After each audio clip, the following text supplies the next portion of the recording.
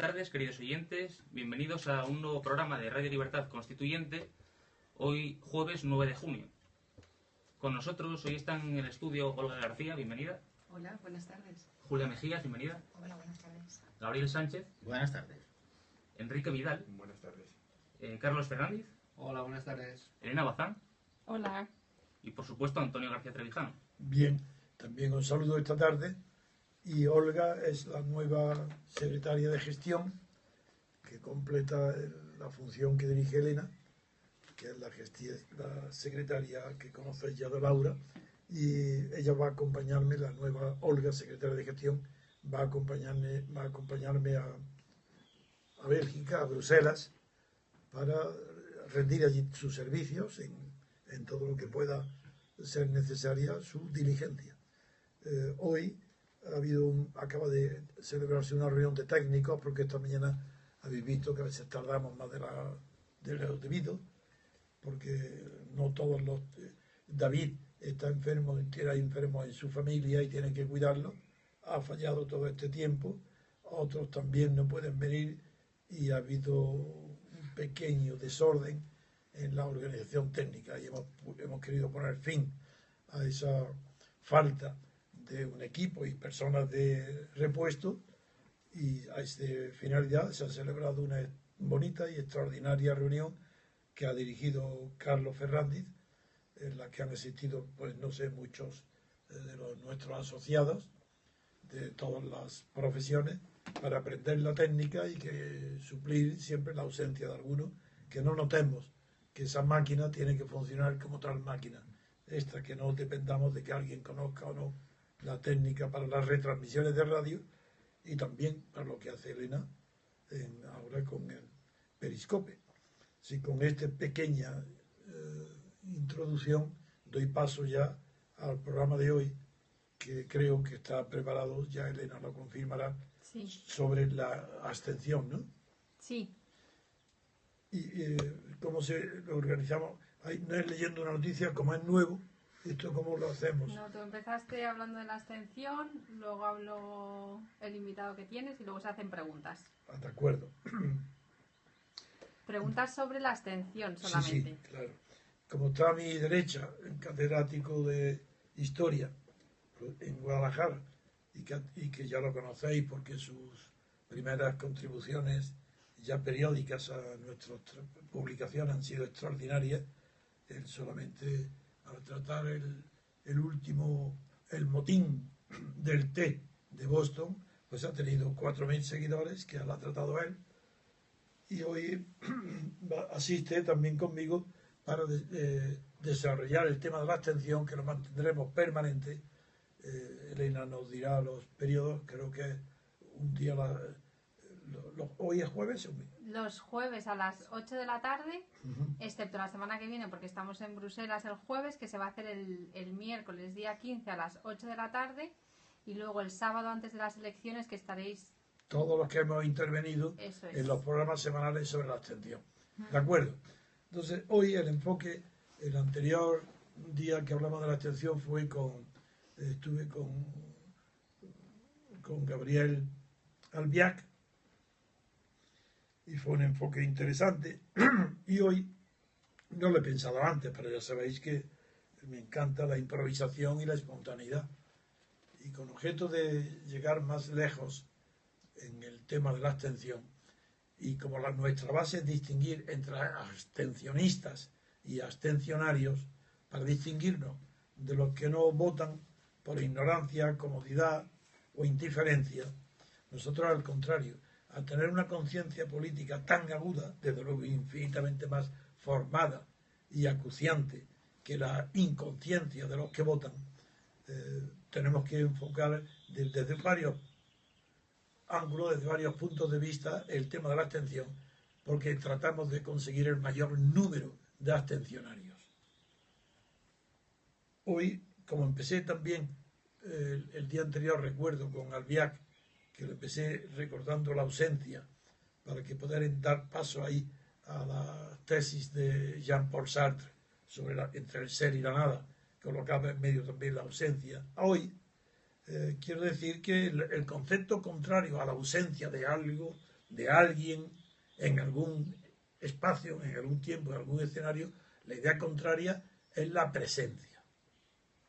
Bien, nosotros no queremos estar presentes en el indigno acto que implica que los ciudadanos inconscientes de lo que han hecho, ni de por dónde les viene lo que les piden las autoridades y el Estado que hagan, son inconscientes del acto que significa votar a partidos políticos, votar a listas de partidos políticos estatales. No son partidos que vivan en la sociedad civil, que estén financiados por sus militantes. No son partidos que han salido voluntariamente y poco a poco han ido convenciendo a sectores sociales cada vez mayores hasta tener una importancia tan decisiva que en el seno de la sociedad civil, sin ayuda del Estado, sin recurrir a ningún concepto de autoridad, sino en el concepto de la igualdad de todos los partidos con todos los que no son de partidos, convence a un sector importante de la población para que los siga, los apoye y que se presenten a unas elecciones libres donde no haya listas de partidos, sino donde haya representación. Este es el concepto clave que va a explicar la diferencia entre presencia y ausencia. ¿Qué es la representación? Pensar en lo que queráis. Una representación teatral, por ejemplo, o una representación de cualquier acto, implica que lo ausente se pone en presencia. En el derecho no digamos, no hay abogado en el mundo que no sepa lo que es la representación. Si no lo supiera, no sería abogado, no podría ni ejercer la carrera. No hay procurador que no sepa lo que es la representación. Pues bien, la extensión a la política del concepto de representación es muy antigua. Fue anterior a la Revolución Francesa. Incluso la convocatoria de los Estados Generales en Francia, donde se convocó al tercer Estado junto con los señores feudales y los señores de la Iglesia, para entre los tres órdenes resolver el gravísimo problema que afectaba a Francia, que era la financiación, el dinero público necesario para mantener el Estado. Eso se descansó en la representación, no en la representatividad, que ya insisto que no se puede confundir una cosa con otra. La representación es traer a la presencia lo que está ausente. Y como es imposible que algo que esté ausente se traiga a eso mismo algo para ponerlo presente, como eso es incompatible con la idea de espacio y de tiempo, pues se pone en su lugar algo que represente al ausente. Esa es la presencia del ausente, a través de un representante. El actor de una obra de teatro simula que allí en el teatro se está viendo al personaje que está representando. La política es lo mismo. Si se elige a un diputado, es para que ese diputado elegido en un distrito pequeño, donde normalmente se conocen las personas, pequeño digo, pues que no tenga más de 70, 80 mil posibles electores, para que se conozca. Entonces un pequeño distrito elige a un diputado que represente a todo el distrito. ¿Y cómo se va a representar a todo el distrito una sola persona? Pues si se establece un sistema de mayoría absoluta, sí se obtiene la representación. Bien sea en una primera vuelta, donde el diputado obtiene de entrada de la primera votación mayoría absoluta, a obtener mayoría absoluta le da derecho a representar a todo el distrito, a los que lo han votado y a los que han votado en contra y a los que no han votado, porque al obtener la mayoría absoluta del censo electoral de los que se presentan, ya tiene ese derecho adquirido, que el que tiene la mayoría absoluta ya representa a todo el distrito. Y si en primera vuelta no lo tiene, segunda vuelta, para que los dos primeros que han obtenido mayor número de votos, esos dos se presentan los dos solos, se eliminan los que han obtenido tercero, cuarto o quinto puesto, quedan los dos primeros, y entre ellos se hace una segunda votación o segunda vuelta, y ahí otra vez se produce el fenómeno de la mayoría absoluta, y es que como a la fuerza uno de los dos va a tener la mitad más uno, ese que gana representa también a los que han votado al que ha perdido. Ese es el secreto de la moralidad del sistema de elección llamado de representación personal, de distrito y directa. Bien, Gabriel. Bien, respecto de lo que usted volveremos después sí, a tratar del tema de la ausencia y tal, pero bien. Una pequeña apostilla de esto último que está diciendo, ¿no? Que es que mucha gente cuando a mí me preguntan, y bueno, y la segunda vuelta, claro, como los que antes eran 3 en liza, pues ahora ya solo quedan 2. Entonces, esa otra parte queda fuera del proceso. No, al contrario. No, es integrada. Es decir, los 2 que quedan al final tienen que de alguna forma renegociar con los electores de esa otra opción y por tanto tienen que aceptar posturas, tienen que conquistarlos. Es decir, es nuevamente atraerse a esos electores que van a votar a sus representantes, en este caso, en lo que llaman segunda vuelta, para que al final pues quede uno, que es por ejemplo, a la presidencia de Francia o de... a la presidenta de Francia no, a la representación de los distritos. Los distritos, las elecciones legislativas. Exacto, es que me he equivocado, los distritos. Y es algo que no lo tenía muy claro la gente. Por otra parte, claro, yo quiero hacer hincapié en el tema de la conciencia, de estar despierto conscientemente. Y usted ha dicho que nosotros, claro, no queremos estar presentes en este juego, no. Absolutamente de un juego de trileros, que es falso de toda solemnidad. Queremos estar presentes como personas con una conciencia despierta, con una conciencia de la política. Y entonces he buscado, últimamente estoy estudiando Ayn Rand, que es una filósofa, una pensadora americana, que me ha dado un par de claves bastante interesantes acerca del fenómeno de estar despierto, no solo políticamente, de estar despierto realmente, de vivir, de abrir los ojos, porque yo creo que mucha gente que viene a este mundo, por desgracia, con los ojos cerrados y se va al sepulcro sin haberlos abierto. No, con los ojos abiertos si otro no se los cierra. Y otro no se los cierra. Exacto. Bien, entonces aquí, en un pasaje de una de las novelas de Ayn Rand, dice algo así como dice: el intento de alcanzar el bien a través de la fuerza física. Ella se refiere a la fuerza coercitiva, de coerción física, pero también lo podemos sustituir a base de propaganda de Estado, de la hegemonía cultural, de lo políticamente correcto. Realmente es lo que vendría bien para glosar esta frase. Entonces dice: el intento de alcanzar el bien a través de fuerza física es una monstruosa contradicción que niega la moralidad en su raíz, al destruir la capacidad del hombre para reconocer el bien, es decir, su capacidad de valorar. Y sigue después. Dice, esto ya es de Leonard Peikoff, que es su seguidor, dijéramos, el que más de alguna manera tuvo más éxito, o el que más supo acoger las ideas de su maestra y supo de alguna forma mostrárselas en la Universidad Americana, que es Leonard Peikoff. Y dice algo así como, una dictadura nos ofrece la más obvia manifestación de lo anterior. Se refiere a un párrafo anterior que no viene al cuento. Dice: la comprensión de la realidad por los propios ciudadanos, junto con sus juicios de valor, es irrelevante para sus vidas, en un estado de partidos, por ejemplo. La fuerza del Estado, no la cognición individual, el pensamiento propio, la crítica propia, sí, es el principio que rige sus acciones. Son como zombies. En la medida en que un individuo es moral, por lo tanto, o sea, es racional, independiente, intransigente, determinado y orgulloso, su vida se vuelve insoportable dentro del estado de partidos. Y aquí nos pone 3 ejemplos tomados de un libro de Ayn Rand que se titula Los que vivimos.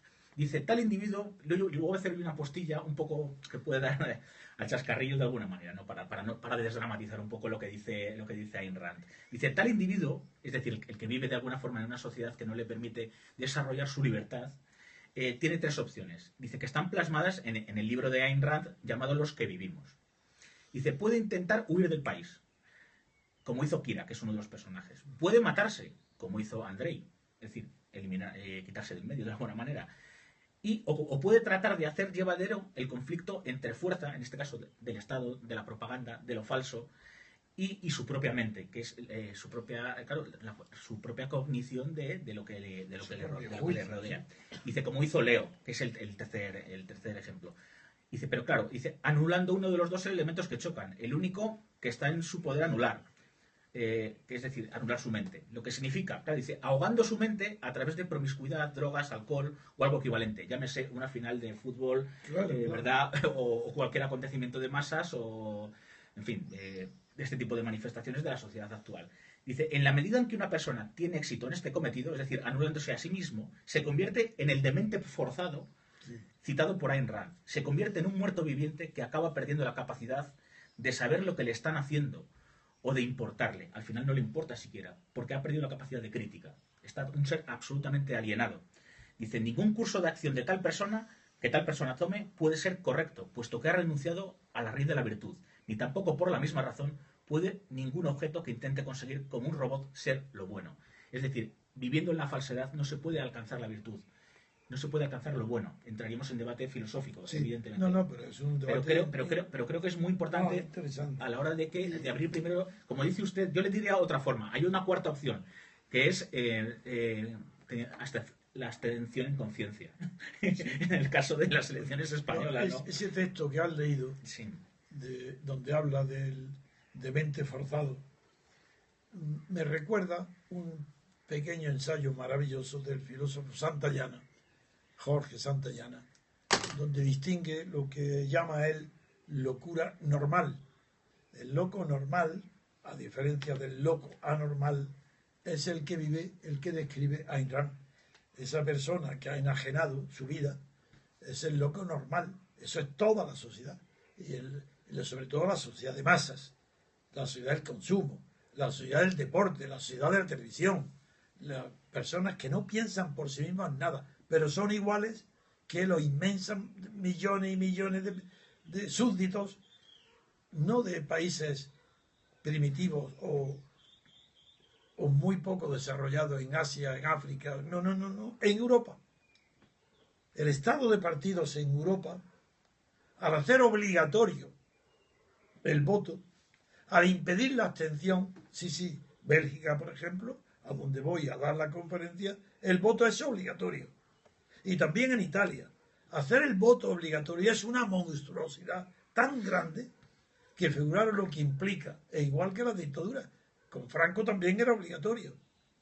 Es que hacer que las personas obligatoriamente tengan que votar, creyendo, haciéndoles creer que es un deber, que si no lo cumplen son mal ciudadanos, haciéndoles creer que es un deber cívico, les están literalmente engañando.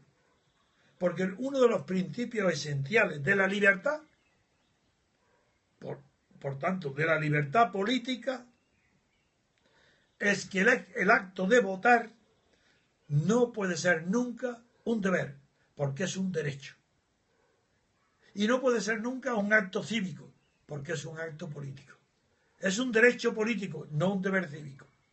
Esa confusión impuesta por la fuerza de la ley en muchos casos, y siempre por la fuerza del engaño y de los medios de comunicación y de los gobiernos, que sin excepción, ahí lo veis, ante las próximas elecciones, ¿qué partido hay que nos diga el peligro es la abstención? Sea el PP, sea Podemos, sea el Estado, sea la propaganda institucional. Entonces hay que votar, el peligro es la abstención, la abstención. ¿Por qué tienen tanto miedo a la abstención? ¿Por qué? Si fuera un país, un pueblo, donde la libertad política fuera un principio de convivencia, no habría que decir nada, que vote quien quiera, el que esté convencido de que va a hacer un acto que conoce. Con esto vuelvo al origen de mi planteamiento. Es, si votar implica traer en presencia del Estado, a la presencia del Estado, el que vota, y no sea abstenerse, que es decirle que no a este Estado. Y no voy porque no quiero estar presente. Podéis robar, ¿de acuerdo? Pero no en mi presencia. Podéis cometer los crímenes que queráis y las mentiras que queráis, pero no contéis conmigo para ello. Y como no tengo suficiente fuerza de número, y desde luego no tengo imaginación ni posibilidad de echaros de ahí por las armas, no tengo más remedio que abstenerme, y no acudir a vuestra presencia, no acudir a vuestras llamadas, ignoraros. Y por eso nos distinguimos del mero abstencionista.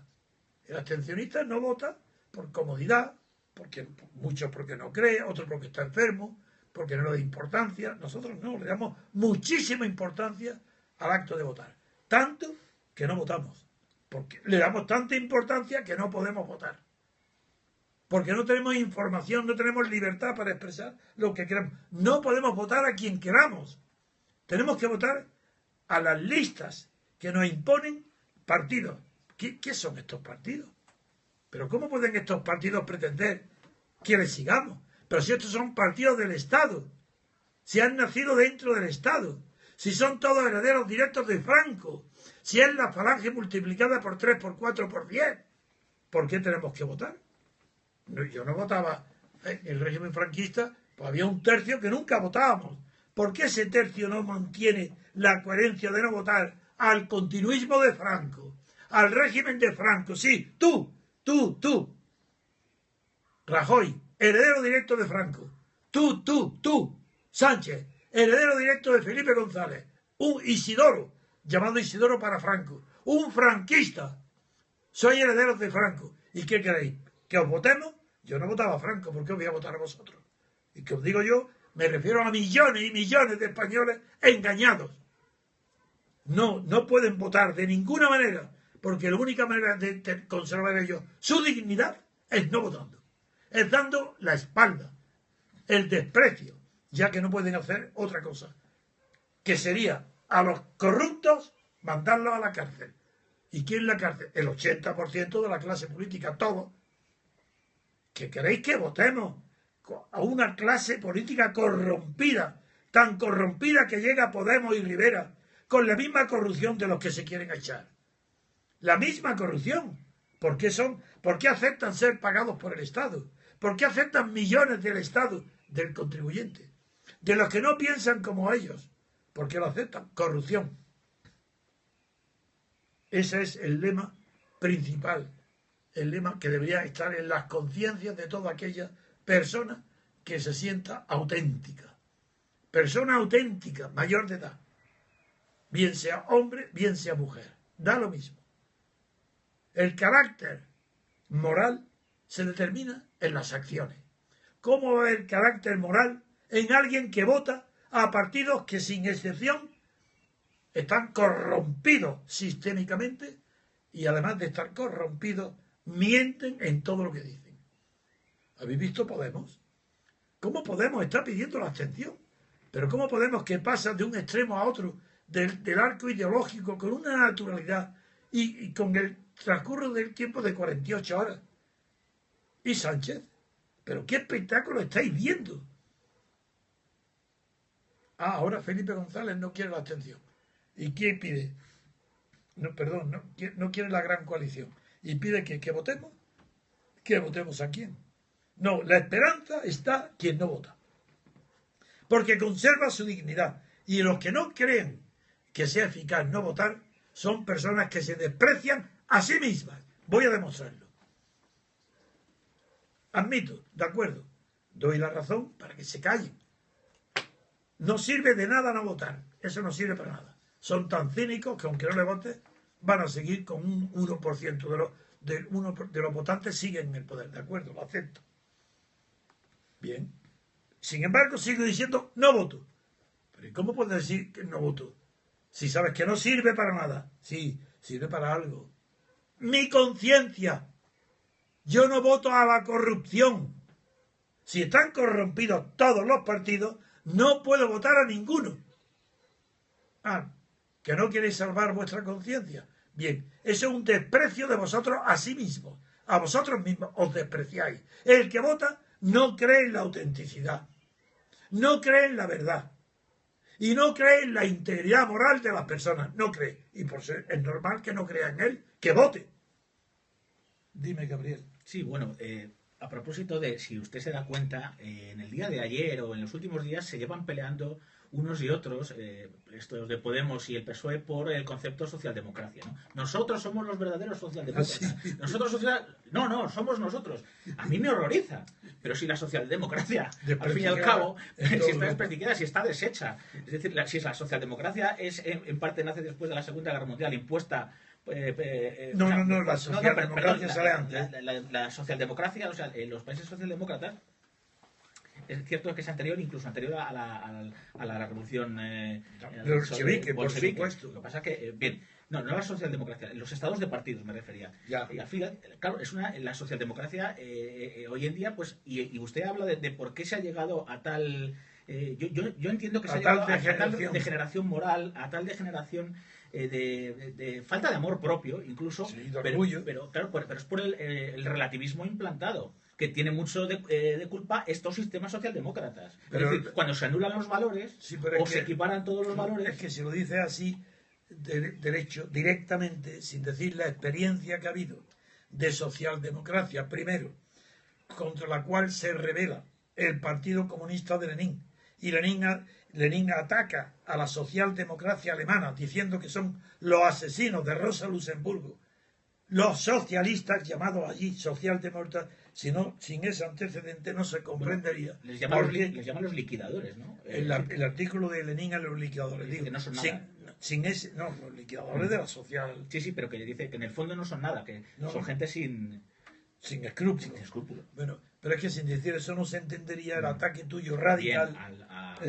Porque hay razones históricas para despreciar a la socialdemocracia. Es más, a partir del año 1911, un gran filósofo alemán, Weichinger, escribe un libro que muchas veces me refiero a él, que se llama La filosofía del como si.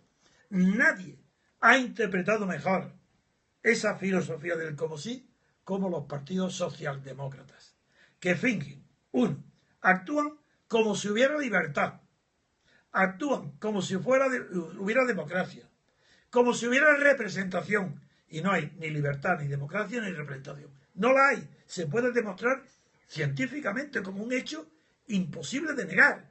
Y sin embargo, es la socialdemocracia la que tiene el cinismo de romper con la antigua hipocresía heredada por los partidos procedentes de la religión y de la Iglesia, especialmente de la católica, rompen y lo sustituyen por el cinismo de negar la evidencia. Y dice, nos representan los partidos estatales. ¿Cómo que os representan? ¿A quién? ¿Será al Estado? ¿A la sociedad civil? No.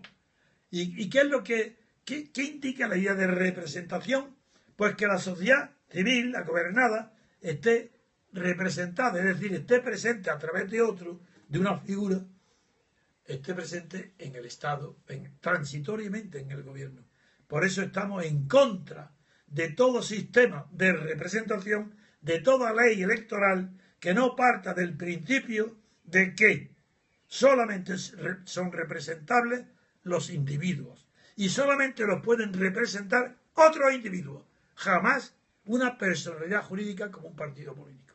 Ni las personas jurídicas votan, pues si no votan las personas jurídicas, o llamadas antiguamente personas morales, con menos razón puede haber que el elegido, el representante sea una personalidad jurídica como son los partidos. Eso es que no, es inconcebible. Y me dirán, no, es que el partido hace una lista de individuos y se eligen individuos. No es verdad. Se eligen los individuos, no, las listas de los partidos. El que vota ni los conoce, ni les importa. Lo único que se diferencia una papeleta de otra es en el nombre del partido que tiene la lista. Por tanto, se eligen partidos, se nombran partidos. Y el representante individual que está en la lista no es representante del que vota, sino un representante designado por el partido. ¿Con qué finalidad?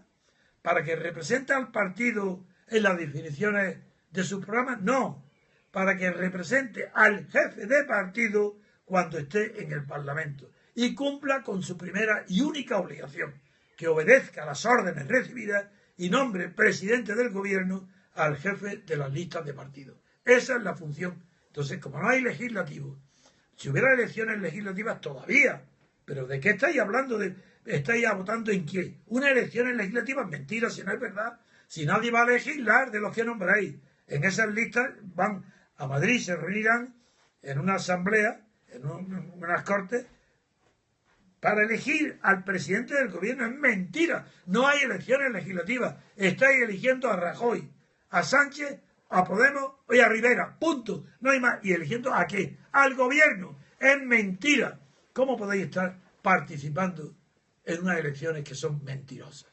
Pues ahí tenemos. Además de la primera razón moral, que no se vota para no participar en la corrupción, hay una segunda razón intelectual. No se vota porque no hay elecciones legislativas. Es un engaño. Lo que hay son elecciones ocultas es al Ejecutivo, a la presidencia del gobierno. Pues hacerlo de una vez, decirlo claramente y por separado, separar los poderes, no este engaño permanente, esta suciedad intelectual y moral. Pero sin embargo, de alguna manera, claro, en el inconsciente saben cualquier votante español que está eligiendo al presidente del gobierno, es decir, no está eligiendo el Parlamento. De alguna forma dicen, yo creo que salga Sánchez, yo creo que salga tal. Pasan por encima de quiénes son los presuntos, los no representantes de mi circunscripción, en este caso las provincias, y directamente no, tienen en mente Sánchez, Iglesias, Rivera, o claro. tal cual. Entonces, saben de alguna forma... Saben que están eligiendo al presidente, es mentira. Claro, que es mentira. Por eso he citado el como si. Están actuando y votando como si estas fueran unas elecciones presidenciales. Claro. Y cuando incitas a estas personas a que razonen un poco lo que es un sistema político, no esto que es un régimen de poder, realmente esto es un régimen de poder, al final de cuotas que se reparten el poder y al final consensuado los dineros de todos, es decir, se reparten el pastel al fin y al cabo. Pero es a lo que voy, que al fin y al cabo pues el ciudadano español de alguna manera llega a la conclusión y sabe que está votando al presidente, se está tragando la pantomima de alguna manera. Pero cuando le incitas a la crítica, pues claro, patina. Y luego las típicas respuestas, es lo que hay, ¿qué le vamos a hacer? Ese derrotismo a mí también me duele mucho. Y usted, una de las cosas grandes que tenemos en el MCRC es que hemos tomado conciencia de que podemos dormir tranquilos. Es decir, hemos tomado conciencia de que no queremos participar en un fraude, no queremos participar en esta farsa. Y cuanto más, claro, el problema de la verdad es que a veces deslumbra. Bueno, pero pues que pone uno así un poco la mano como un mito de la caverna, ¿no? Hace un poco así, sí. Y ya los ojos... O las gafas ahumadas. Poco a poco hay que tener valor y ya la vista se va adecuando, ¿verdad?, a la luz proyectada. Y uno ya descubre más o menos pues la verdad y descubre esta farsa y ya yo creo hay una frase que me encanta de un neuropsicólogo, neuropsiquiatra, que dice que el cerebro es como una goma de estas que si las tiras ya no vuelve a su ser. Pues esto es un poco también así, es decir, cuando se crean nuevas conexiones a nivel neurológico que llevan, procedentes, que permiten argumentar o acercarte más a la lectura de la verdad, es imposible volver a borrar esas conexiones de alguna manera. Es decir, el que ya ha visto la luz es muy difícil que se meta... No, el niño que ha contado 2 y 2 y ha sumado 4, ese ya no le engaña. Ya sabe que son 4. Y lo terrible y la destrucción moral que conllevaría el volver a un estadio primitivo, es decir, anterior a haber descubierto esa verdad. Yo creo que ahora debemos de consultar y pasar a las preguntas de los que nos están viendo, de los espectadores. Hay un espectador que dice, ¿es imprescindible llegar al 50% para abrir el periodo de libertad constituyente? No, para abrir la pregunta no la comprendo bien, porque si dice, ¿es necesario el 50% para abrir un periodo de libertad constituyente? Entiendo que quiere decir, ¿es necesario superar el 50% de abstención? Supongo que sí, ¿no es eso? Mira, pregúntame. Es eso, seguro, es que tienen pocos caracteres para hacer la pregunta. Porque bueno, pues no. No es necesaria ninguna cifra. Se puede producir la crisis de un sistema político, de un régimen de poder como este, que no es sistema político, es régimen de poder. Se puede producir una crisis cuando la votación artificial que consiste en las elecciones alcanza un nivel elevado, que puede ser, y a ese elevado, al llegar al 40%, ya se sobrepasa lo normal. Y lo normal es que haya siempre, cualquiera que sea el sistema político, una abstención de una tercera parte del censo. Todo lo que sea más del 33% ya es raro. Entonces, una extensión del 40% es muy preocupante para el gobierno, para el sistema, para el régimen. Una extensión del 50% es una herida importante, pero no definitiva. Yo creo que lo que de verdad deslegitima son 2/3. Porque toda sociedad, como vengo repitiendo, siguiendo un análisis de los años 60 de Loewe, un sociólogo americano, la sociedad políticamente se divide siempre en 3/3. Sea cual sea el régimen que haya, sea una dictadura, una democracia o una oligarquía, da lo mismo. Siempre habrá 1/3 de acuerdo con lo que hay. Otro tercio que se acomoda a lo que hay, que no lucha contra él. Y 1/3 rebelde. Y la democracia también tiene que tener, si es sincera, 1/3 rebelde. Pero por eso yo considero que la cifra significativa de que un régimen de poder hace crisis de verdad, que está a punto de ser destruido, sería 2/3 partes del censo. Otra pregunta, dice, ¿a quién se puede convencer para que se abstenga? ¿A quién? A tu vecino, a tu hermano, a tu padre, a tu novia o a tu novio. No doy preferencia, me da igual. Pero ¿a quién hay que convencer? A tu prójimo, al que está a tu lado. Perdón, Antonio, usted siempre nombra a Humboldt cuando Sí, dice de que mente, las ¿no? puertas de la mente se abren desde dentro. Alexander. Pero podemos llamar, ¿no? Hombre, sí, claro, está bien. Sí, que las puertas de la mente se abren desde dentro, pero podemos dar golpecitos. Exacto. Sí, no muy fuerte. No, porque entonces espanta al sujeto. No, y que se produce el caos. Eso que lo haga Ali, ese que ha muerto el boxeador. Bien. Vamos, otra pregunta. Atanasio Noriega dice, ¿por qué España no es una democracia? Ahí tiene varias explicaciones, pero en el tiempo, en la historia y procediendo de lo visible o superficial a lo invisible o profundo, en España no hay democracia. En primer lugar, porque después de Franco y a la muerte de Franco, los partidos de la oposición clandestina, digo clandestina, el Partido Comunista desde luego, el PSOE no era clandestino, era simplemente discreto, que no había propaganda de UGT ni del PSOE con carteles en los desfiles de Franco, eso no había. Y Felipe González tampoco existía. Después de Suresnes, Felipe González, que sale de Suresnes diciendo que el programa del PSOE es nacionalizar la banca, escuchar, igual que ahora Podemos, que no se ría de Iglesias, que Felipe González sale de Suresnes con un programa que dice nacionalizar la banca, depurar las Fuerzas Armadas y la policía, nacionalizar las eléctricas. Eso ni Podemos ha llegado tanto, eso lo dijo Felipe González. Y al poco tiempo, muy poco tiempo después, presidente del gobierno, de entrada a la OTAN, no. ¿Para qué? Para que entraba desde luego, pero tenía que decir de entrada no. ¿Y qué hace Felipe González?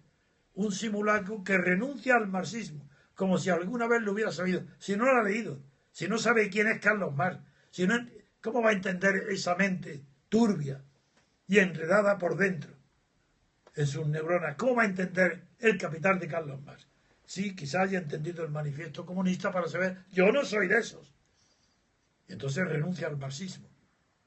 Y entonces, una vez renunciado al marxismo, la socialdemocracia alemana, Willy Brandt, Helmut Schmidt y compañía, lo abrazan y le reciben como el niño querido de la socialdemocracia, de los que asesinaron a Carlos Nick y a Rosa Luxemburgo. Bien. Bien, otra pregunta dice, ¿por qué el voto en blanco no ayuda a nuestra causa? ¿El voto en blanco qué es? Votar, el voto en blanco. Voto Sí, en blanco. En blanco. Hay que haber entendido bote, de votar, de dar saltos. Porque sigues El comulgando voto con el en sistema, blanco. de alguna forma. No, dar saltos. Bueno, a ver. ¿Por qué el voto en blanco? No ayuda a nuestra causa. Porque el voto en blanco legitima el sistema. Porque el que vota está dándole un voto de confianza al sistema. Mejor dicho, al régimen de poder, a la corrupción. La está legitimando.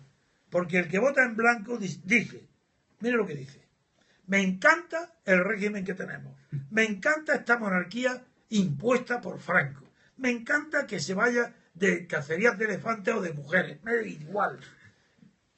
Ahora está su hijo, me encanta su hijo, me encanta la reina, me encanta la corrupción, todo estoy encantado. Eso dice el que vota. Y como le encanta todo el que le ha encantado, está encantado, vota porque le gusta votar. Así, repite la pregunta ahora a ver si está contestada directamente o no. Dice, ¿por qué el voto en blanco no ayuda a nuestra causa? Entonces, si votas en blanco ante lo que acabo de describir, estás diciendo, no me gusta lo que hay, pero estoy tan encantado con todo lo que he dicho que si surge otro partido que me guste, voto. A esto no. Lo que estoy diciendo es, me gusta, maravillado. Estoy enamorado del rey, de la reina. Estoy enamorado de todo, de las diputaciones, del separatismo catalán. De todo me encanta. Pero no me gusta ningún partido. Los partidos, no me gusta Rivera, ni me gusta Podemos, ni Rajoy, ni Sánchez, ni Puigdemont. No me gustan las pelucas, ni me gustan los hombres feos. No me gustan. Quiero otra cosa mejor. Y entonces, como no me gusta, voto en blanco. Pero como aparezca un tío que me guste, le voto. Claro. Ya está. Esa es por esa razón. Otra pregunta. Dice, ¿cómo puedo convencer a mi novia para que no vote? Porque soy incapaz y me va a costar la relación. ¿Qué va? Cuanto más besos le des y menos le hables de políticas, te seguirá. Otra pregunta de Vicente Ferrer. Dice, ¿por qué la izquierda en general desprecia la abstención y prefiere el sistema proporcional?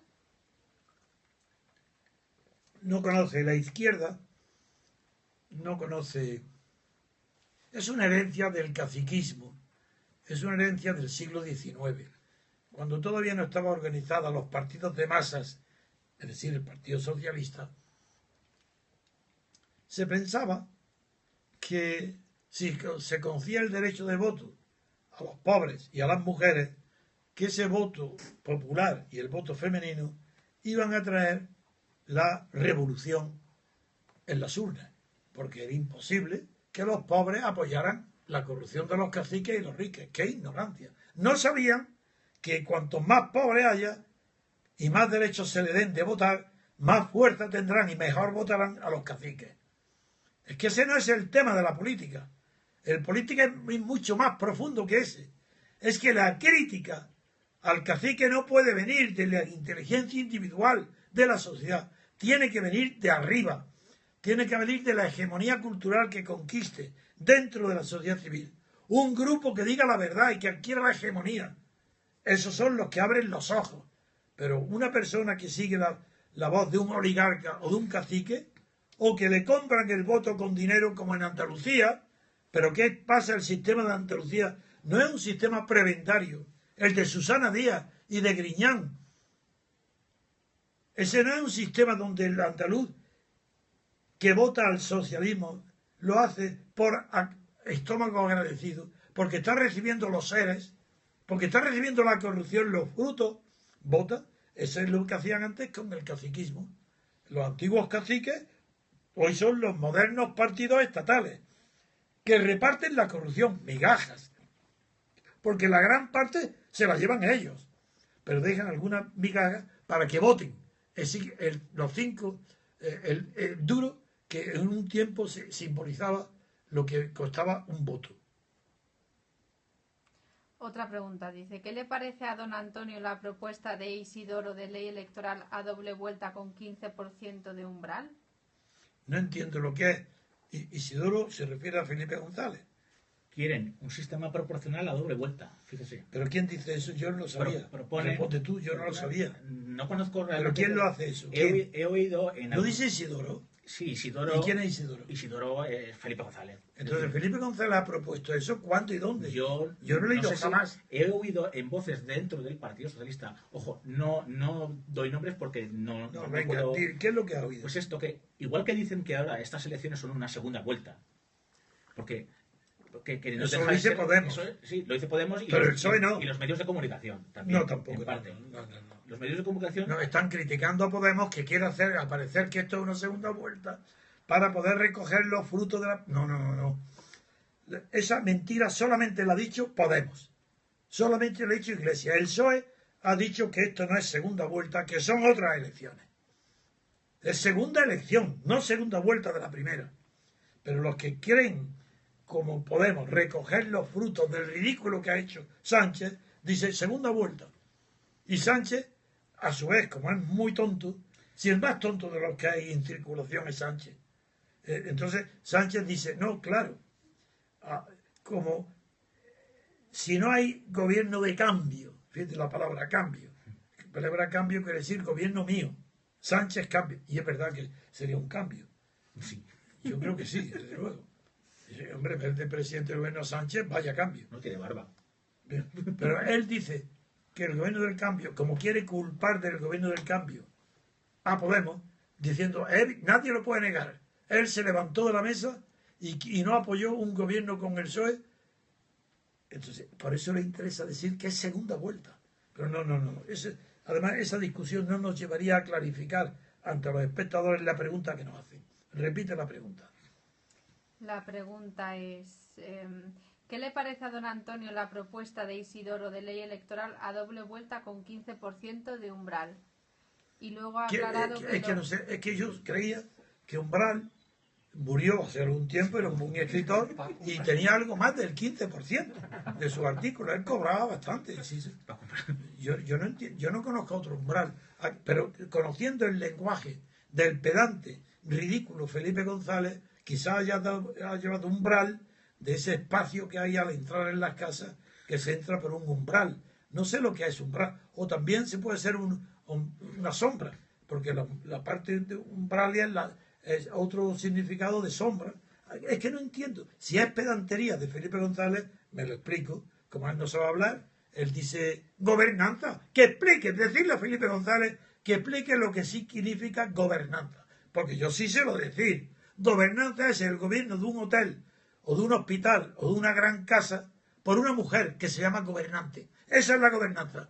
¿Qué tiene que ver con el gobierno de los políticos, de los pueblos, ni de los estados? Nada. ¿Quién la inventó? Un gorila. Ese que fue condenado en los tribunales por las huelgas que se corría con prostitutas y con mujeres en lila. El que era director general del Fondo Monetario Internacional. Ese se inventó la palabra gobernanza, porque estaba acostumbrado a buscar mujeres en los hoteles, a ver la gobernanza. Eso es lo que coge Felipe González, la palabra gobernanza. Explícala, si sabes siquiera la raíz de dónde viene. Hay gobierno, hay gobernación, hay gobernamiento. Pero gobernanza, sí, el cuidado de las sábanas y de los manteles de un hotel. Esa es la tarea de la gobernanza. No le contesto eso. Es demasiado rebajarme. Hablar de Isidoro ni 15%. ¿Pero qué 15% de umbral?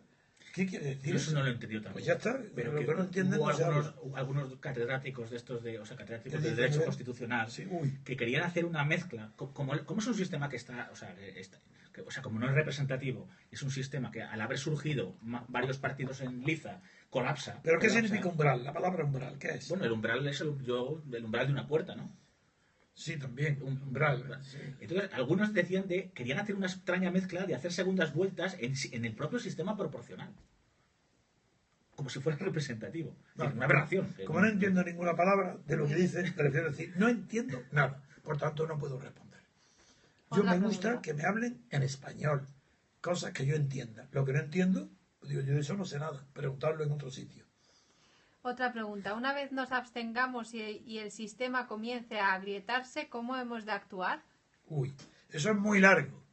Eso es, para un hombre de acción como soy yo, claro que he escrito libros, por supuesto que he dedicado mucho tiempo de mi vida a pensar, pero sobre todo soy un hombre de acción, porque todo mi pensamiento está concebido para la acción política de conquista pacífica de la libertad política colectiva. Soy un hombre de acción. No olvidáis a un hombre de acción que diga de antemano lo que hay que hacer dentro de unos 2, 3, 4, 5 años, cuando ni siquiera todavía se han movido los cimientos, ni las bases, ni los adoquines de lo que está sosteniendo este sistema. Derribemos este sistema. Ya veréis cómo sencillamente la manera de derribarlo te está diciendo ya cómo construir el nuevo. Pero no me pidáis que eso no se aprende de la acción, se aprende en la marcha de la acción. Lo que estamos haciendo en el MCRC, una escuela de hombres y mujeres para la acción política. Estamos en la acción política. No estamos para discutir palabras ni conceptos. No queremos, sí, queremos convencer de que no se vote, porque que se vota no tiene conciencia, porque no le importa la corrupción y porque no le importa que no haya libertad política. Pero no adelantemos acontecimientos, no nos obliguéis a nadie a decir qué paso hay que dar, porque además lo tengo descrito en mi libro. Leer el libro de la teoría pura de la República, el último de los 3 libros, y ahí tengo descrito cómo es el plan de acción para llegar a la conquista de la libertad. Pero no está en detalle, es genérico. Es como se pasa de una fase a otra. No como hacen los catalanes. ¿Qué queréis? ¿Que me ría que se rían de mí como yo me río de los catalanes? Diciendo las fases y los enchufes, que ahora quito, desconecto de España, ahora enchufo, ahora quito. Eso es un proceso, eso es lo que llaman ellos el proceso. No, yo tengo otra idea de la política mucho más profunda, basada en hechos históricos, en la observación y no en metáforas ridículas de electricistas para decir cómo se va a separar Cataluña. No me interesa esas tonterías de procesos, ni de enchufes, ni de conectar Cataluña de España, porque es mentira. Así no se desconecta. Si le puedo dar el ejemplo Sí, histórico, hombre. leyendo la historia, los propios padres de la futura República Americana, según iban haciendo, literalmente se toparon con un nuevo sistema político que... Por Dios, si ni siquiera sabían lo que estaban Claro, o haciendo. sea, iban accionando... Lo estaban accionando inventando en sobre la guerra, marcha. Claro, y por eso luego los debates también muy... Claro. Pero Pero era en la muy acción, inteligente en y la muy acción, culto. era gente muy culta. Tuvo gran suerte de tener esas élites, el pueblo americano, la verdad que sí. Otra pregunta, dice, ¿cree que puede haber nueva repetición de votaciones? ¿Se puede alcanzar la libertad en breve? No sé lo que es. Si es que de verdad tenéis que acostumbraros a preguntar de verdad. La pregunta no sería, ahora la he entendido, pero cuesta trabajo. Estás preguntando que si fracasan la investidura después de esta votación nueva que va a haber el día 26 de junio, si habrá otra tercera, por supuesto, y una cuarta y una quinta y 1000, antes que reconozcan que esto ha fallado y de terminar, pues claro que la habrá. Es más, yo sigo creyendo que no habrá investidura, que fracasará otra vez. Y que habrá otras terceras elecciones. También preguntaba si se puede alcanzar la libertad en breve. Eso es solamente la providencia, no la divina. La providencia, yo podría contestar esa pregunta, yo no tengo esa providencia, yo no veo tantísimo el futuro como para poder adelantarlo. Lo que sí es seguro que depende de las circunstancias. Por ejemplo, si una repetición de terceras elecciones y unas cuartas era imposible, y si era imposible la formación de gobierno, naturalmente que la crisis económica y política y moral y cultural y sanitaria y bancaria y financiera española sería total. Eso es evidente que en ese momento sería un momento idóneo para lanzar las ideas de la libertad política constituyente. Sí, en ese sentido no se puede descartar que esté cerca ese momento, pero aún yo no lo veo. Y la última pregunta que han hecho es, ¿el Brexit ejemplifica la quiebra de la representación entre diputados ¿Quiere y volver a electores? repetir? ¿El Brexit ejemplifica la quiebra de la representación entre diputados y electores? Uy, qué difícil. Una cosa, el Brexit se refiere a Gran Bretaña. El Brexit implica que ha ganado en el referéndum los que no quieren. De ahí cómo se puede sacar la consecuencia, léela, que dice, significa Sí. que... ¿El Brexit ejemplifica la quiebra de la representación entre diputados y electores? No, pero que no, es que no entiendo las preguntas, de verdad. Es que no tiene que ver una cosa con la otra, yo creo. Una cosa es la salida posible... El Brexit es un referéndum Claro. para decir, ¿queréis estar dentro de la Unión Europea o volvemos a como estábamos antes, separados? Y cualquiera que sea la respuesta, bien sea para quedarse o para irse, no sé qué relación puede tener con... Dilo, repite la frase. Es que no. Con la quiebra de la representación entre diputados y electores. No, señor, sigue siendo la misma. sigue siendo hay representación del diputado y los electores, tanto si gana como si pierde el Brexit. Punto. La propia Inglaterra. Hay otra pregunta que acaban de hacer. ¿Que haya unas terceras elecciones nos acerca a la abstención? No, estamos en la abstención. Si hay unas terceras elecciones, seguro que aumentará la abstención. Yo pido de verdad que expreséis bien, aunque sea una frase muy corta, pero fíjate lo sencillo que sería. Unas terceras elecciones. ¿Aumentaría la abstención? Sí. Otra pregunta dice, ¿se ha tribalizado la política? ¿Votamos a nuestra tribu? Había entendido la primera vez trivializado, ahora es tribalizado. Pues las dos cosas. Estamos en una tribu y somos triviales. Bien. ¿Cómo y quién pactó el actual sistema electoral proporcional? Uy, eso sí, puedo responderlo con precisión. Estando Felipe González en Moscú, se celebró una reunión entre Fraga, Alfonso Guerra y Gutiérrez Mellado. Llamaron por teléfono a Felipe González a Moscú y Alfonso Guerra le dijo, estamos discutiendo la ley electoral. Y Fraga, como viene de Inglaterra, de embajador, propone que el sistema sea mayoritario, como en Inglaterra, como en el Reino Unido. Una elección uninominal en distritos pequeños y a una sola vuelta, como en Inglaterra. Y Felipe González dijo, no, negocia, que nosotros queremos, lo que queremos es el sistema proporcional, y que a cambio del sistema proporcional de listas que queremos nosotros, renunciamos a la República. Punto, he contestado. Bien, Atanasio Noriega pregunta, ¿la medida de Valls en Francia representa un defecto de la separación de poder en Francia? Se refiere a la reforma de las leyes laborales, del sistema laboral de Valls. Bueno, en Francia hay separación de poderes formal, porque hay unas elecciones al poder legislativo y otras elecciones distintas y separadas en el tiempo, unas elecciones a la presidencia de la República. Luego, la separación es formal. Otra cosa es que no hay separación absoluta. Y voy a decir por qué. No es como en Estados Unidos. No hay separación porque De Gaulle, influido por las lecturas, De Gaulle, tengo que decir que era un hombre muy inteligente, muy digno, muy orgulloso, y era un hombre que salvó la dignidad del pueblo francés cuando se fue a Londres y sostuvo desde la voz de la radio la dignidad del pueblo francés contra la indignidad del mariscal Pétain a las órdenes de los alemanes. Partiendo de esa base, digo que su reforma de la Quinta República, porque cuando terminó la guerra presidió el gobierno, pero él no tenía todavía personalidad cultural y política para ser respetado, y fue respetado porque era general de Gaulle y había entrado con el general Leclerc, entró en París al mando de una tropa francesa y participó, por tanto, con los vencedores. Eso fue una obra exclusiva de Gaulle.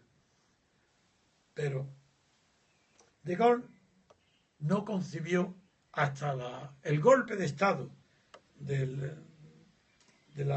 que dio en la reforma para reformar la Constitución francesa, la Cuarta República, y introducir la Quinta República que él presidió, que es de orden presidencialista y con separación de poderes, no fue tal, por una razón muy sencilla, digo, porque influenciado por la enseñanza de Benjamín Constant, creyó que el jefe del Estado, como los antiguos reyes absolutos, debería estar por encima de la mêlée, no mezclarse en la lucha de los partidos. Y por eso introdujo en la Quinta Constitución una norma que le impide la separación de poderes. ¿Cuál es? Que el jefe del Estado tiene que obtener la aprobación de su equipo de gobierno y de su programa de gobierno de la Asamblea. Y por esa razón le permitía...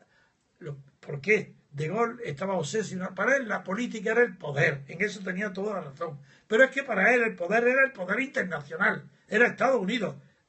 Era la Unión Soviética. Era Inglaterra.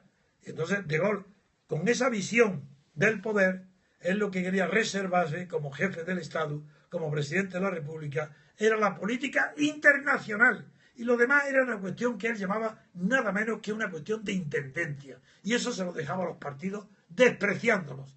Por esa razón, en Francia no hay una separación de poderes neta, porque el legislativo puede no dar la cuestión de confianza al ejecutivo. Pero es que parece que Valls, la reforma laboral, ha aplicado una especie de decreto ejecutivo sin pasarlo de alguna forma por debate al legislativo, que es de lo que se quejan parte de la sociedad francesa. Es decir, que ha utilizado una especie de, se dice vulgarmente, un decretazo, de alguna manera, amparándose en el articulado de la propia Constitución, creo. Sí, porque el decreto ley fue inventado en Francia por Napoleón III. Y el decreto ley solamente está autorizado en razones de urgencia. Pero esas razones de urgencia no pueden estar apreciadas por el gobierno. Para que sea legítimo un decreto ley, la razón de urgencia tiene que darla un comité especializado en ese asunto dentro de la Cámara de la Asamblea Legislativa.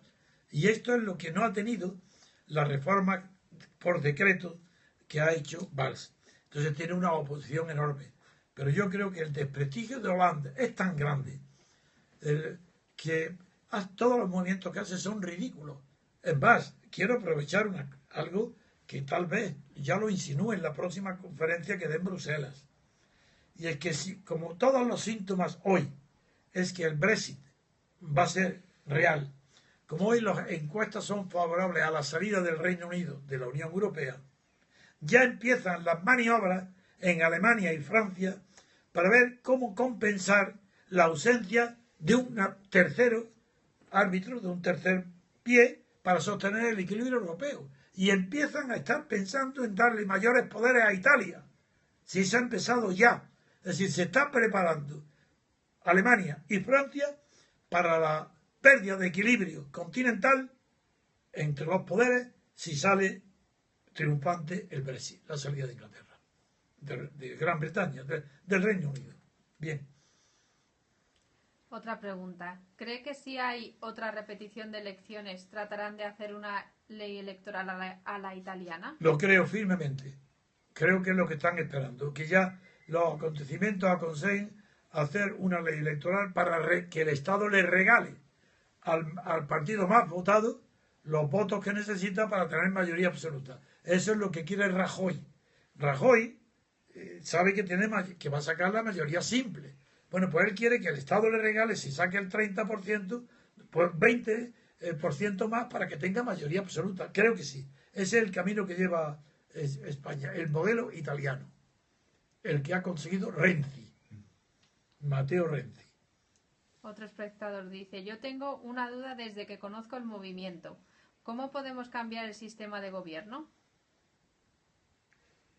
Siempre. Sistema de gobierno, es que el sistema, la palabra sistema implica una combinación de distintos elementos para concurrir a un mismo fin o una misma meta. Sistema de gobierno en España sería el estado de partidos. El sistema de gobierno español, estado de partidos. ¿Quién gobierna?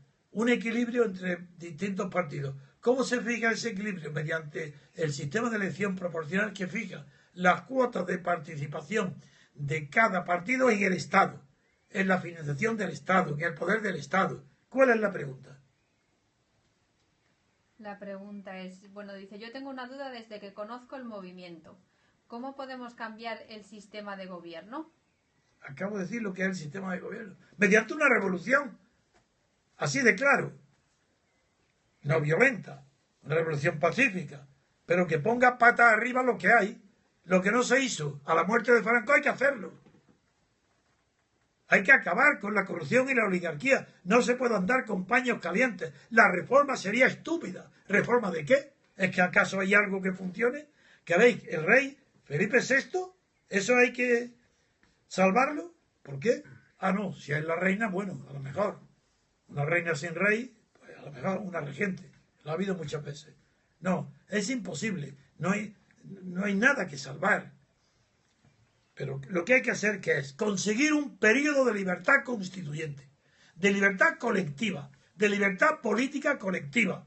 Ya está bien que todavía los profesores de la universidad no haya los que defiendan la libertad política colectiva como único fundamento de las libertades individuales.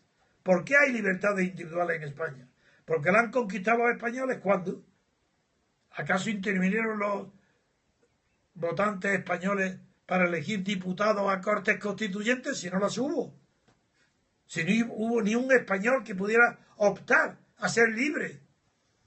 Porque un grupito en secreto de diputados franquistas elaboran una constitución sin que intervenga nadie, nada, ni la prensa, y luego nos la ofrezcan en un referéndum para, digamos, sí o no.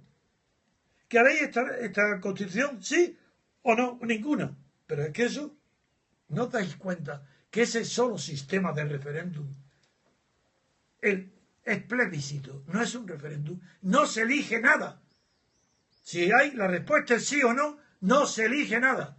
¿Quién va a decirle que no a Franco con todas las reformas que hizo con Fraga y Franco durante tantos años de régimen? ¿Quién le iba a decir que no?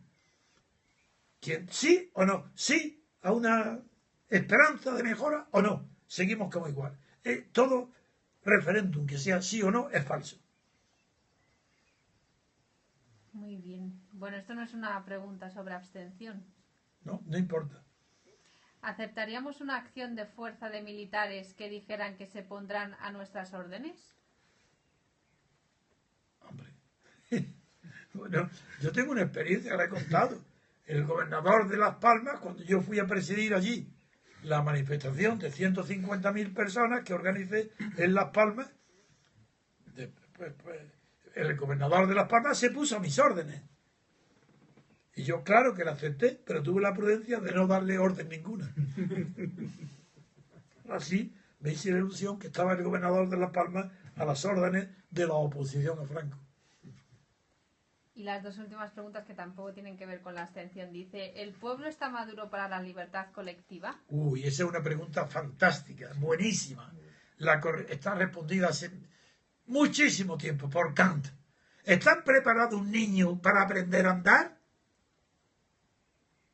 ¿Qué madre es capaz de impedir que su hijo ande por temor a que se caiga? ¿Dónde está esa madre? Todo pueblo está preparado inmediatamente para la libertad. Mañana mismo, sea el que sea, caiga las veces que caiga. Es que si no está preparado, si no se le deja libre, no aprenderá jamás a ser libre. Esa pregunta está contestada. La libertad no es cuestión de estar maduro para ella. Lo que hay que estar maduro es para ejercer la dictadura y para obedecer a la dictadura o a la oligarquía. Y eso sí que el pueblo está tan maduro que está hecho una breva. Y la última pregunta dice, ¿aceptaría la monarquía si fuera refrendada por el pueblo?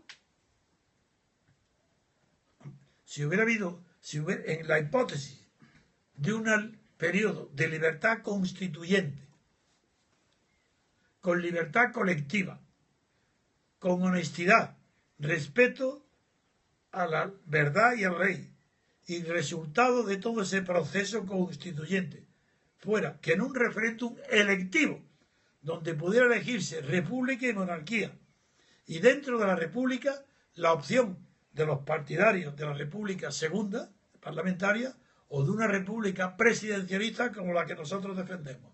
Si saliera triunfante una forma de monarquía compatible con ciertas libertades, y aunque no lo fuera, si el pueblo lo acepta, pues yo lo aceptaría porque estoy acostumbrado a decir vivan las cadenas.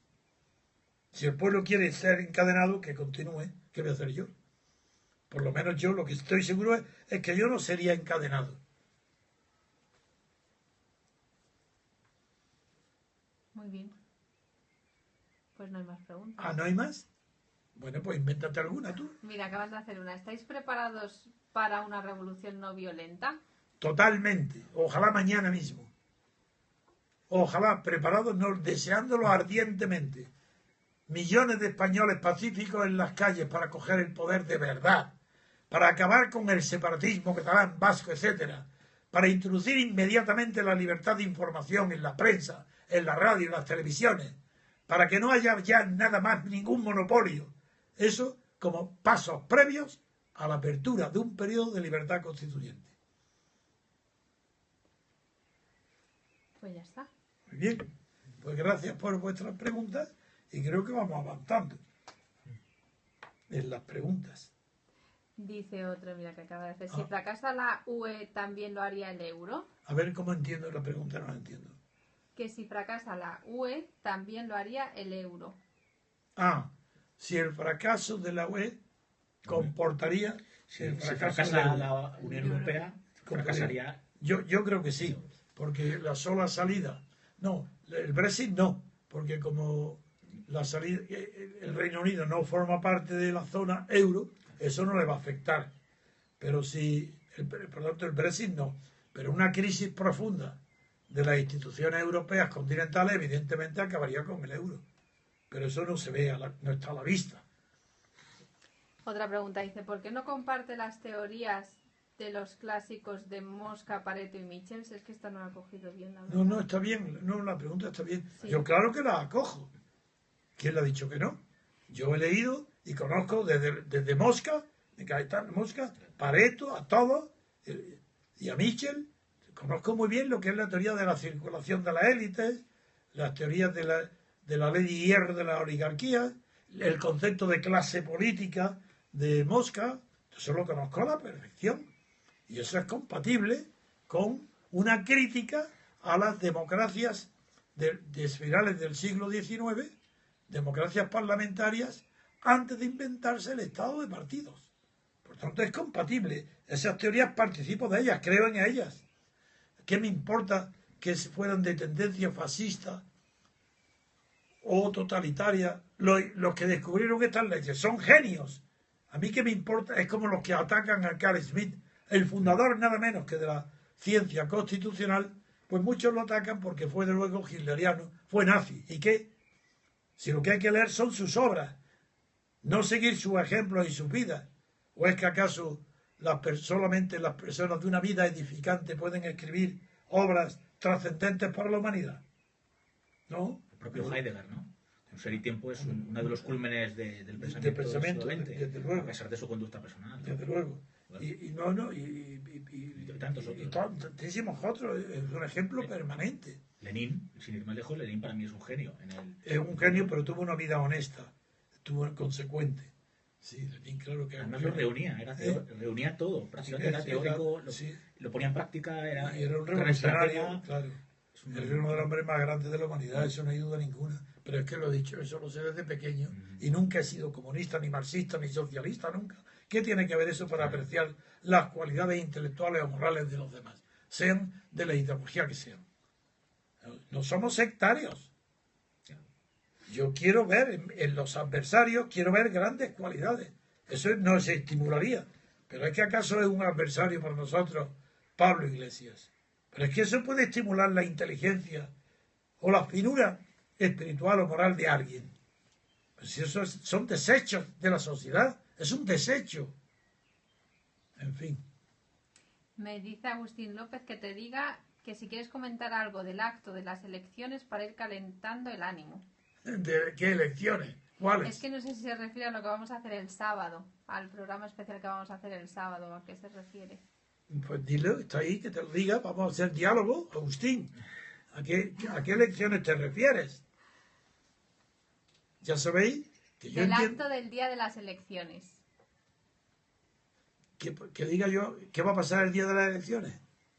Sí. Ya sabe Agustín que no me gusta ser adivino. Que lo que comentó en tu casa ayer, dice. Sí, yo pienso que se van a repetir unos resultados muy, muy parecidos a los de los anteriores y que tampoco habrá gobierno. Y creo que habrá una tercera elecciones. Eso es lo que creo. Ya veremos. Digo, no comprometo todavía mi palabra hasta que no conozca el resultado electoral del día 26 de junio. Entonces, con ese resultado sí me comprometo a decir ese día si va a haber gobierno o unas terceras elecciones. Hoy todo apunta a que habrá unas terceras elecciones y que será imposible un acuerdo o un pacto de gobierno. Eso es lo que yo creo hoy. ¿Le hubiese gustado participar en el debate de hoy y tener enfrente a los 4 oligarcas principales? De ninguna manera.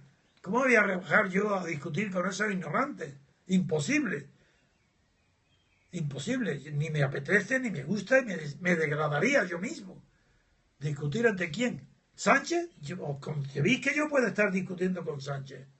O con Podemos, que dice que Kant es un gran jurista, que es un abogado, Kant. Oye, porque le encarga un pleito ya a él a Kant. A lo mejor ni sabe que ha muerto. Pero sí es que, pero ¿cómo voy a yo hablar con esos energúmenos? Sí, con Rajoy, el registrador de la propiedad, como mi padre también lo fue, pues quizás con él pudiera discutir y decirle que por qué tiene tal cobardía de que no se atreve a denunciar ante los tribunales el delito de sedición que está cometiendo Puigdemont, como antes Arturo Mas. ¿Por qué no le pide a la Fiscalía que lleve a los tribunales la querella contra toda la Generalitat y contra los dirigentes del Parlamento por un delito gravísimo de sedición? Estoy encantado. Que me llame Rajoy y me invite. Veréis lo que tardo en estar a su lado. No me dura ni un segundo. Por la cobardía. Intelectualmente es un hombre válido. Pero la cobardía y su complejo de estar mezclado en la corrupción del PP, eso es insuperable. Pues claro que sí. Lo haría.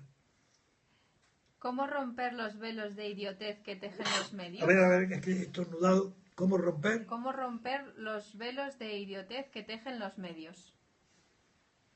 Uy, romper los velos con una tijera. Romper todos los velos, rasgarlos, romperlos, hacerle agujeros. ¿Cómo vamos a romper los velos del país? Pues rompiendo los velos del país, rompiendo, sí, las veladuras. El concepto de velo, veladura, es el concepto que emplea Carlos Marx para definir lo que es la ideología. Dice que las ideologías son veladuras para ocultar la realidad y hacer creer que es distinta de lo que es en realidad. Eso es la ideología para Carlos Marx y Engels. Lo definen en la ideología alemana, por ejemplo, el concepto de veladura. Pues romper los velos con la realidad, la fuerza de la verdad. Romper los velos. Que me den paso a mí en televisión.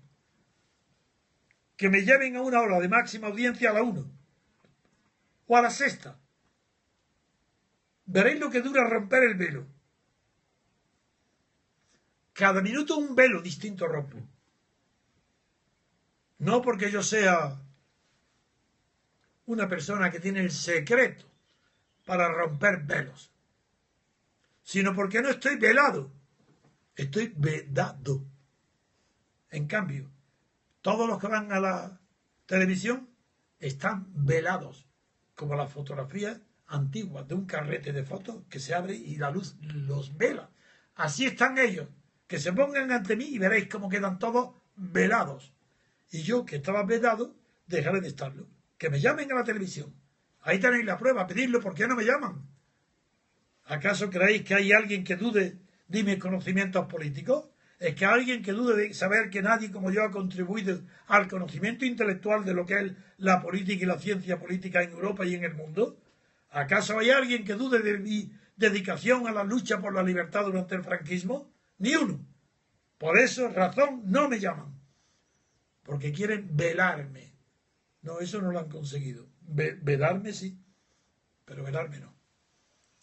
¿Cree que puede ganar unas votaciones nacionales Podemos? Sí, creo que sí. El engaño de las televisiones, la osadía de Pablo Iglesias es de tal naturaleza que solamente es comparable con la ignorancia de los españoles. Es tan osado como ignorante son los españoles de creer o tomar en serio a esas bravuconadas políticas de Pablo Iglesias. Es un bravucón y los españoles necesitan bravucones, gente que los guíe como los bueyes a voces. ¿Por qué solo atacan al MCRC los trolls de Podemos? Porque es el único enemigo que tiene. Si es que ¿quién está criticando el sistema de partidos, atacando el sistema de partidos, defendiendo lo que es la representación política y la separación de poderes? Somos los únicos. El peligro para Podemos somos nosotros, porque queremos la abstención. La prueba es, ¿Por qué cuando hemos asomado un poco nuestra potencia intelectual en ese pequeño éxito del 500.000 que han seguido, unos para aplaudirlo y algunos otros, la minoría, para oponerse? Decir yo no voto. ¿Por qué? ¿Por qué nos contesta Podemos e Izquierda Unida? ¿Por qué nos toman en serio cuando llevan años todos los partidos y el régimen de poder tratando de silenciarnos, no hablar de nosotros? ¿Por qué ellos no pueden reprimirse? Porque tienen pánico a la abstención. ¿Apoyaría la propuesta de hacer a la jefa de CUP española del año? No me son simpáticos y me encanta lo que están haciendo, pero nosotros no somos anarquistas ni anticapitalistas, pero que hasta ahora el arma más eficaz que ha surgido en este régimen de poder contra el separatismo es la CUP. Me da igual que ellos que digan que son soberanistas, lo dudo, porque una conciencia de clase social como la de ellos tan fuerte no puede ser nacionalista. Ellos conocen a Carlos Marx y a Lenin. No pueden ser anticapitalistas y catalanistas, separatistas de Cataluña. No pueden ser, no lo creo. Pero es que los apoyo porque hoy ellos han derrotado al separatismo. Ellos, no Rajoy ni el resto de los partidos. La CUP, viva la CUP. Sí, lo estoy diciendo, lo he felicitado y los felicito. Que sean anarquistas, ojalá. No, yo creo que no lo son, porque si es anticapitalista difícilmente puede hacerlo un anarquista. El anarquista tiene ideales de vida personal, individual, intransferible, pero no colectiva, no es un partido. No puede haber un partido anarquista, eso no. Puede haber sindicatos anarquistas que eran los antiguos sindicatos de artesanos, de los que perdieron los instrumentos de producción de artesanía porque fueron desahuciados por las fábricas, por la fabricación, por la producción fabril. Pero a estos de la CUP antisistema, estos no son anarquistas. Y sin embargo, me encantan, me gustan. Porque yo me entusiasma cualquier persona que crea en sus ideales, aunque sean exactamente los opuestos a los míos. Los respeto. Me encanta de que alguien tenga fe en sí mismo, de que sea una persona que tenga orgullo de ser lo que es. Y la CUP hasta ahora lo ha demostrado. Es verdad que tiene fallos, como pasó con el apoyo a Convergencia Convergencia Democrática, cuando apoyó hasta el último segundo, se negaba a darle investidura a Arturo Mas y al final exigió que si había un cambio de personas, pues le dio la investidura a Puigdemont. Y ahora le está bien empleado a Puigdemont. Le está muy bien empleado a esa cara postiza. Bueno, me confundo la cara y la cabeza, pero es igual. También no tengo demasiada facilidad de palabra. Bueno, otra pregunta. Dice, ¿aceptaría una entrevista en cualquier radio o televisión española independientemente del color político? Sí. Y la última pregunta dice, ¿qué opinas sobre el sistema fraccionario de reserva bancario? Uy, nada, que es inaplicable, que es reserva fraccionario, que no lo sé. Si lo que quieren decir es que qué opino de que la obligación que el Estado y las leyes imponen a la banca de tener un porcentaje muy pequeño de depósitos que no pueden en garantía de su capital, que es muchísimo. Creo que es eso, ¿no? Pues yo tengo la opinión de que no tengo una alternativa a lo que hay.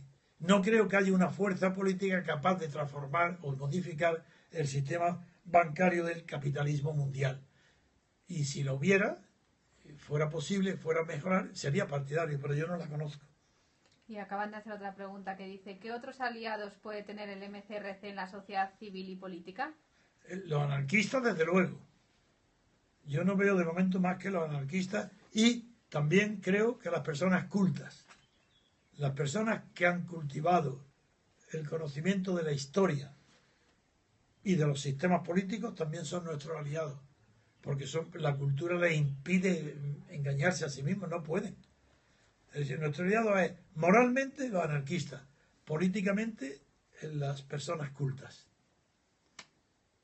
De cultura política, quiero decir, porque un físico puede ser muy culto en física y luego estar apoyando una dictadura o a una monarquía de Franco, que viene a ser lo mismo, a una oligarquía. Bien, ¿ya? Sí. Bueno, gracias amigos, a muchos de vosotros os conozco, pero os pido que seáis precisos, de verdad, tenerlas escritas, leerlas con precisión, Es que tienen muy poco espacio en Twitter a veces. pues más motivo. Sí. Porque si no tienen espacio, que lo escriban para que quepa y digan esto, exactamente eso, Muy bien. ¿de acuerdo? Y si no, tú me ayudarás para que las entiendas. Hasta luego.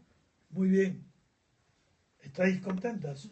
¿Sí? Encantado. ¿No queráis preguntar nada? Aprovechar y preguntarme. Está el periscope a vuestra Tenía- disposición.